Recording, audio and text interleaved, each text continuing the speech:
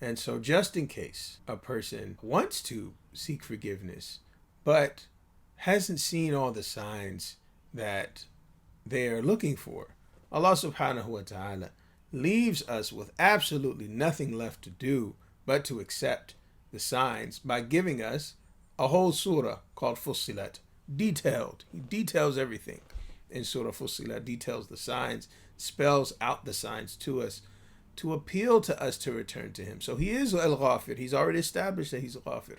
He's giving us the motivation to turn to him by giving us even more signs.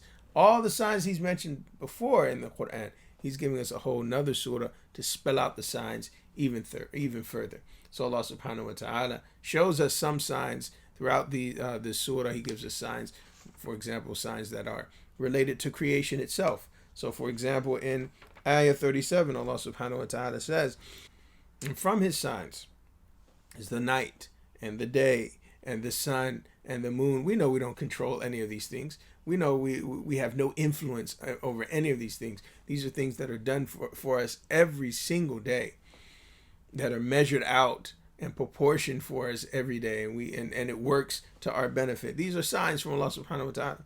And don't bow down or prostrate or submit to the sun or the moon or anything in creation to begin with. But if you're not going to bow down to the sun and the moon, which are so important, so vital to our existence, then why would you bow down to anything lesser than that?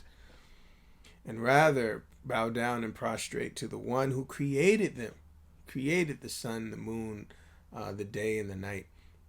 If he's the one that created them, he's the one that deserves your obedience and deserves your worship, so that he can forgive you if you truly worship him. There's no need to worship anything else.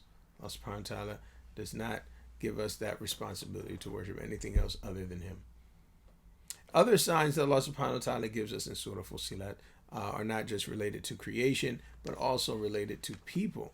So Allah subhanahu wa ta'ala tells us about the people of Ad and Thamud. And he shows us that these are signs as well. If we are not looking at the signs of nature, if that's not convincing to us, we need to look at other people who are like us, who wound up suffering the consequences. Well, just look at the people of Ad and look at the people of Thamud.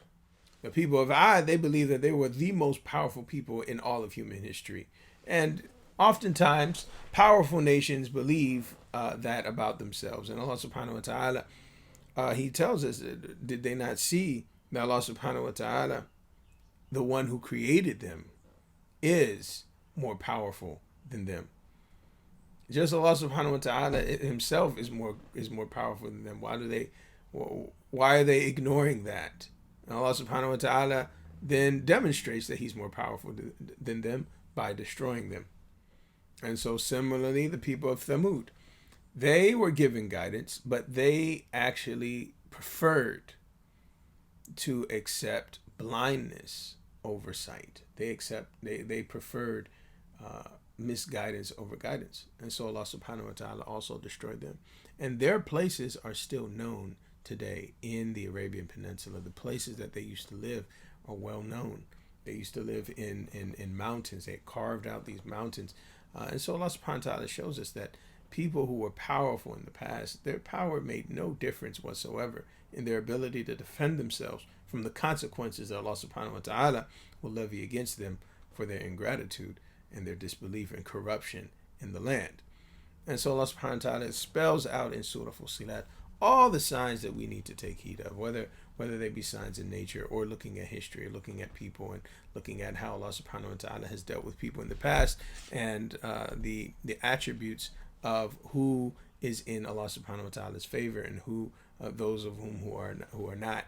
Allah subhanahu wa ta'ala gives us plenty of details in Surah Fussilat.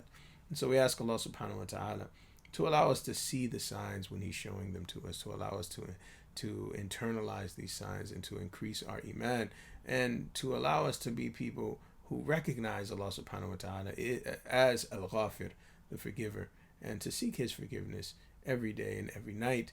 And we ask Allah subhanahu wa ta'ala to accept our forgiveness and to make us among those who are at the highest levels of paradise. Wa sallallahu ala Sayyidina Muhammad wa ala alihi wa sahbihi wa sallam. Subhana rabbika rabbil izzati amma yasifun. وسلام على المرسلين والحمد لله رب العالمين.